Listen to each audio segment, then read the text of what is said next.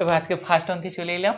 এক ফল বিক্রেতার কাছে কিছু আপেল ছিল, সে 40% আপেল বিক্রয় করার পর 30টি আপেল তার কাছে অবশিষ্ট থাকলে প্রথমে তার কাছে কতগুলি আপেল ছিল। আমাদের পার্সেন্টেজের উপর ডিটেলস ভিডিও রয়েছে, তোমরা দেখে পার্সেন্টেজের উপর স্পেশাল চ্যাপ্টার তোমরা সেখানে প্র্যাকটিস করতে পারো দেখে।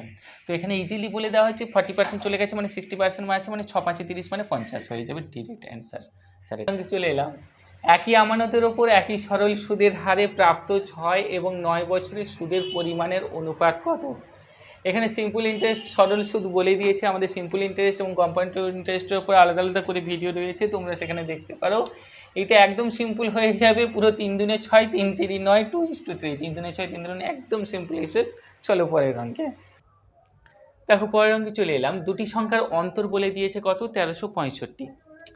বড় সংখ্যাটিকে ছোট সংখ্যাটি দ্বারা ভাগ করলে ভাগফল 55 এবং ভাগশেষ 15 থাকলে ছোট সংখ্যাটি কত?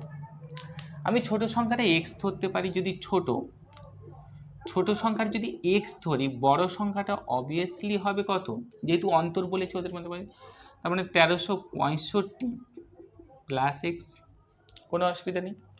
এবার চলো 1365 plus x by x equal to, আমরা কি জানি, মানে এটাকে এটা দিয়ে ভাগ করলে তার মানে কি হচ্ছে, এটা ভাজ্য এটা ভাজক।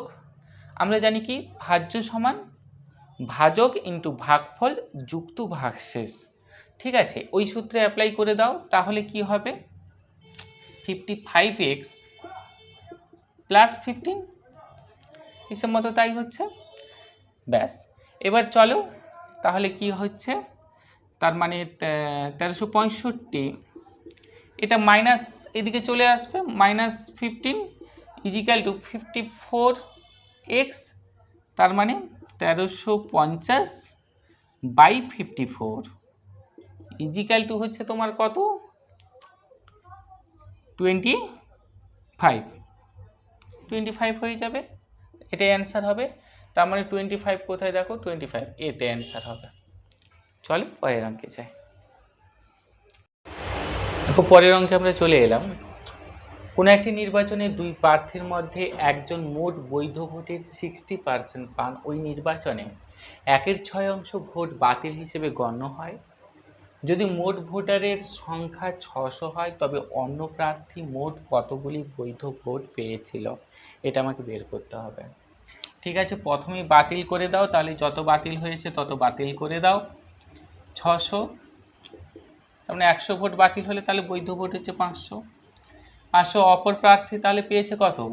40%। এই যেহেতু 60%, অপর প্রার্থী পেয়েছে 40%, মানে 5 মানে 200। তার মানে সির অ্যান্সারটা হয়ে যাবে। চলো পরের প্রশ্নে যাই। দেখো পরের অঙ্কে চলে এলাম। এক্স এর মান বের করতে বলেছে, তাহলে এক্স এর মান বের করার জন্য তুমি কি করবে? √0.169 ইন্টু এক্স, এটাকে কি করো স্কোয়ার ইজিক্যাল টু 13 স্কোয়ার করো, উভয় পক্ষকে বর্গ করে দাও। ঠিক আছে, দিলে কি হবে, এই রুটটা উঠে যাবে, তার মানে 0.169 ইন্টু এক্স ইজিক্যাল টু 169, তার মানে এক্স ইজিক্যাল টু কত আসছে, বাই কাটাকাটি হয়ে গেলে 1 1 2 3 4 শূন্য আসবে, তাই তো? হ্যাঁ, তার মানে তোমার বির অ্যান্সারটা হচ্ছে। চলো পরের অঙ্কে যাই। দেখো একটি গাড়ি তার প্রকৃত গতিবেগের 1/4 গতিতে 42 কিমি পথ 1 ঘন্টা 40 মিনিট 48 সেকেন্ডে অতিক্রম করলে গাড়িটির প্রকৃত গতিবেগ কত কিমি পার ঘন্টা? এটাকে বের করার জন্য আমাকে কি করতে হবে?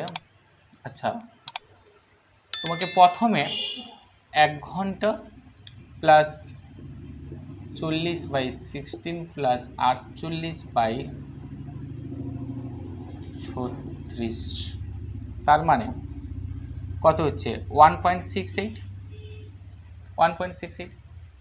ঘন্টা। এই 1.68 ঘন্টা 42 কিমি পথ, তাহলে 42/1.68 ইজিক্যাল টু কত হচ্ছে 25, 25। তাহলে এটা 25 কিমি, তাহলে অ্যাকচুয়ালি 25 কিমি পার আওয়ার গতিবেগে গাড়িটা যাচ্ছিল, কিন্তু এটা তার 1/4 ভাগ, তাহলে তার মেন স্পিডটা জানতে চাইছে, প্রকৃত গতিবেগ। তাহলে এর সাথে 4 গুণ করে দাও, 25 × 4 গুণ করে দাও, সমান 25×4 = 100। তার মানে গাড়িটার মেন স্পিড ছিল তাহলে কত হলো, 100। তার মানে বির অ্যান্সারটা হয়ে যাবে। চলো পরের অঙ্কে যাই। দেখো পরের অঙ্কে এলাম। একজন শিক্ষার্থী কোনো একটি সংখ্যাকে 5/3 পরিবর্তে 4/3 দিয়ে গুণ করেছে, তার বেঠিক ফলাফলের শতাংশ কত? আমি 5/3 মানে ধরে নিলাম সংখ্যাটা 3ই ছিল, ইন্টু 3, এটা 4/3, 3 কেটে গেল, 3 কেটে গেল, তার মানে 5 আর 4 ডিফারেন্স কত, 1। কার ওপর বেস করে, 5-এর ওপর বেস করে, এটাই বসানোর কথা ছিল। শতাংশ বলেছে, বসিয়ে দাও, 5, 20, 100, তার মানে 20%, 20 হচ্ছে। চলো পরের অঙ্ক। তো তোমাদের পুরো ভিডিওটা কেমন লাগলো অবশ্যই কমেন্ট সেকশনে তোমরা কমেন্ট করে জানাও।